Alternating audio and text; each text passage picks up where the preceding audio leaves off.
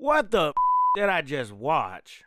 Hey, what's going on, everybody? You know what? Skip the intro. What the heck did I just watch? Oh my gosh. Okay, I'm not gonna even try to extend this video out. Let's just go ahead and jump straight into the movie. 50 Shades Darker. This is the sequel to the film 50 Shades of Grey.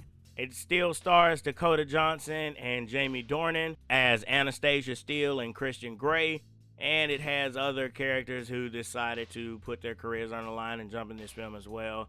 This film is terrible. Very terrible, and it wasn't good at all. I'm not even talking Bye-Bye Man terrible. I'm talking about this is a whole different level of terrible. This film wasn't great at all. It literally wasn't. I mean, me personally, I wanted to see it because I was like, well, you know, maybe, you know, it won't be so bad. Maybe it's everything that everybody has been saying about it, you know, it's still going to be pretty good. It wasn't.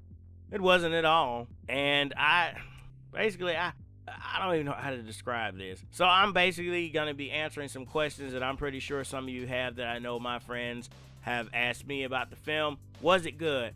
No, it wasn't. Did it have a lot of sex? If you want to call that sex, yes it did. Was it kinky? No, none whatsoever. BDSM? No. Basically, no. Too much action? This film wish it would have had some action.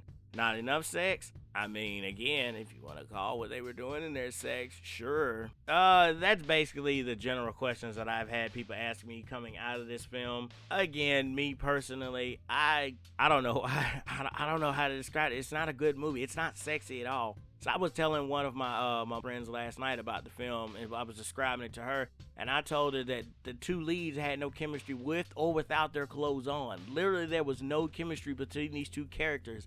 And the story is basically about their crazy relationship. That's all the story is his crazy relationship and how apparently her love is changing him. The dialogue in this film was just all over the place and it was muddy and it was stupid. There's literally one line in here, and of course I'm gonna censor it, but it was like, you might have taught me how to F, but she taught me how to love. And I'm like, what? No, what is this? I said, is this a spoof movie or is this taking itself for real?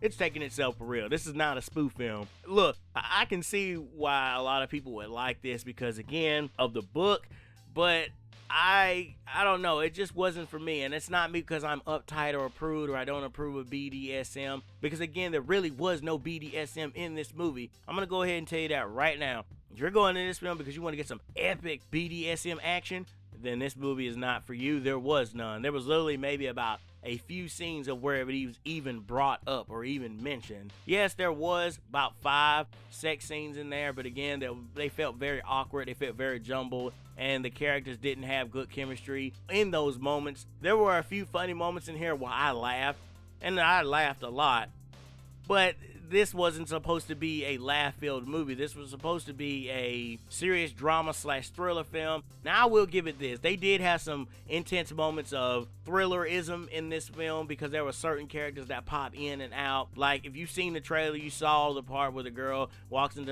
the apartment and has the gun. Well, she appears more than once, and she is so freaky and creepy. And the control that Christian has over her is actually kind of weird and strange, so I'll give it props for that. But I'm gonna go ahead and review this film so I can end this. I don't want to talk about this no more. It was awful. I never plan to see it again. If you saw the first one and you're a fan of the book franchise, then by all means go ahead and check it out. Otherwise, stay away from this film. Go see the Bye-Bye Man. Shoot, go see Resident Evil: The Final Chapter. Go see anything but 50 Shades Darker. I'm giving this film a 1 out of 10. It was awful. I hated it. I never even want to talk about it again. Get it out of my life. I hope you all have a blessed day. Peace out, y'all. Okay, I'll give it a 2 out of 10. At least it did have a little bit of a thriller aspect to it.